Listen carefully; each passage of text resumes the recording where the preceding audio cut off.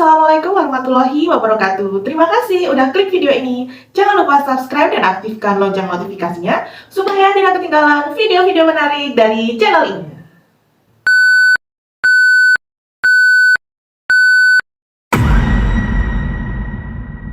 Jumpa lagi hari Senin, itu artinya aku masuk ke dalam segmen Bistik, Bincang Misteri Yuk. Dan di Bistik minggu ini, aku akan kembali membahas sebuah tempat wisata yang konon katanya terdapat ikan purba yang membawa bencana jika kita memakannya. Dan tempat ini juga masih ada hubungannya dengan kerajaan Majapahit. Tempat apa itu dan bagaimana ceritanya? Langsung aja kita masuk ke dalam pembahasannya. Let's go!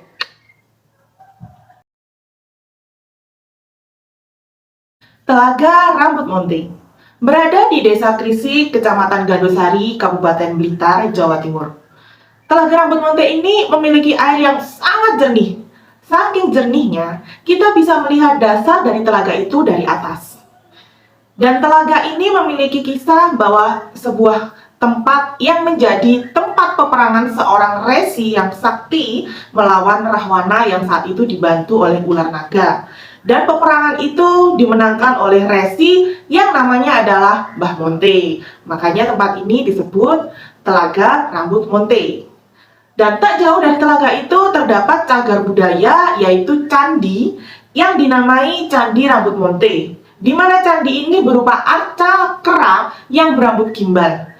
Inilah yang dikatakan bahwa bentuk dari Rahwana yang dikalahkan oleh Mbah Monte itu. Tempat ini sangat sakral, guys. Kenapa? Karena tempat Rambut Monte ini sudah dijadikan tempat ibadah bagi umat Hindu dari zaman kerajaan Majapahit.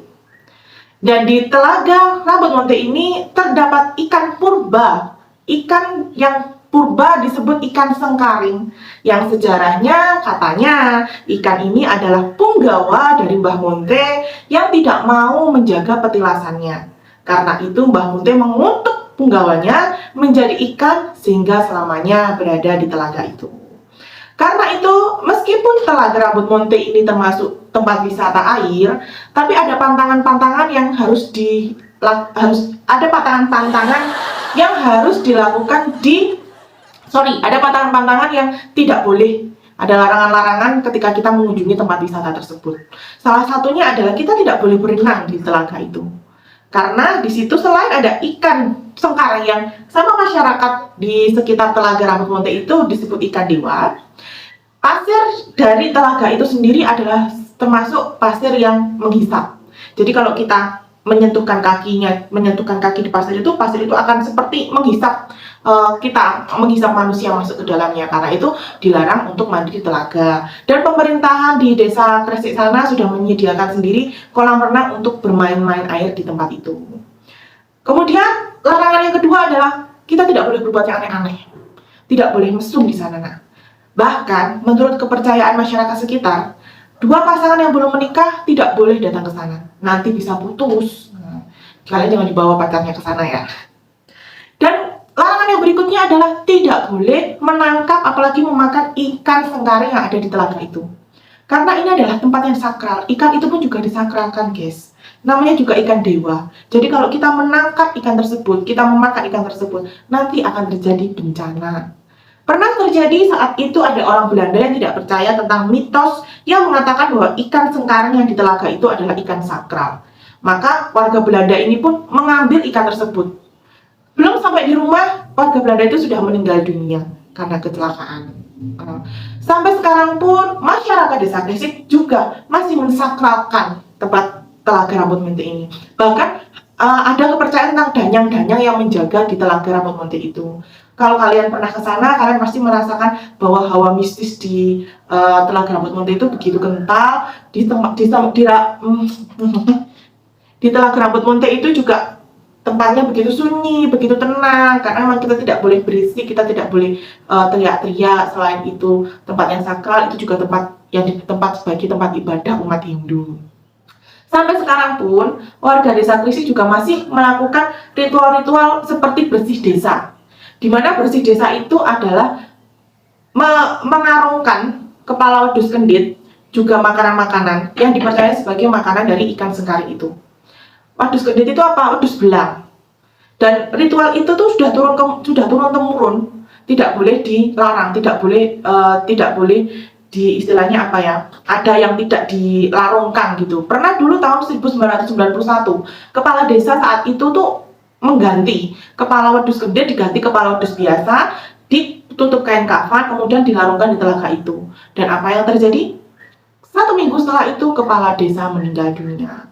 Karena itu sangat sekali diwajibkan bahwa untuk bersih desa harus larung kepala wedhus gendit. Kemudian ada beberapa makanan seperti pisang yang diniatkan sebagai makanan ikan sengkaring ini, juga nasi setengah matang.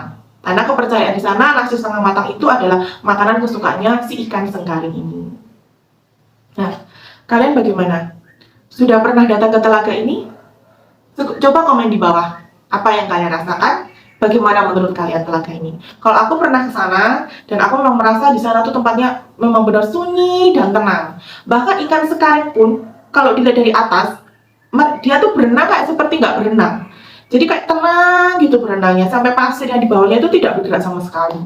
Bahkan ikan sengkaring itu dikatakan bahwa juru kunci di sana dari zaman dia kecil, dari zaman mbahnya, ikan sengkaring yang berada di telaga itu tidak berkurang dan tidak bertambah, sekitar 100 ekor, dan itu tuh sampai dari dulu sampai sekarang itu ya jumlahnya tetap sama, tidak berkurang, tidak bertambah. Katanya bahwa ikan sengkaring ini berkembang biak setahun sekali. Tetapi kalaupun ada yang mati atau ada yang beranak, masih ada yang kecil-kecil, itu tidak ada. Ikannya ya gedenya segitu, jumlahnya ya segitu. Percaya tidak percaya ya guys, tapi kita bisa melihat apa yang terjadi di telaga itu. Di situ pun ada ranting pohon yang dari dulu ada di situ. Ranting pohon di tengah-tengah telaga, ya tidak lapuk, ya tidak beralih, tetap aja di situ ranting itu sampai sekarang. Kalau kalian penasaran, kalian bisa datang ke Telaga Rambut Munte. Ada di situ, di tengah-tengah ada ranting kayu. Dari dulu ranting itu memang di situ. Jadi guys, kalian yang pernah datang ke Telaga Rambut Munte atau ada info-info yang mau ditambahkan, bisa tulis di kolom komentar. Sekian dulu bincang misteri minggu ini tentang Telaga Rambut Munte. Terima kasih udah pantengin video aku. Sampai jumpa di next video. Assalamualaikum warahmatullahi wabarakatuh.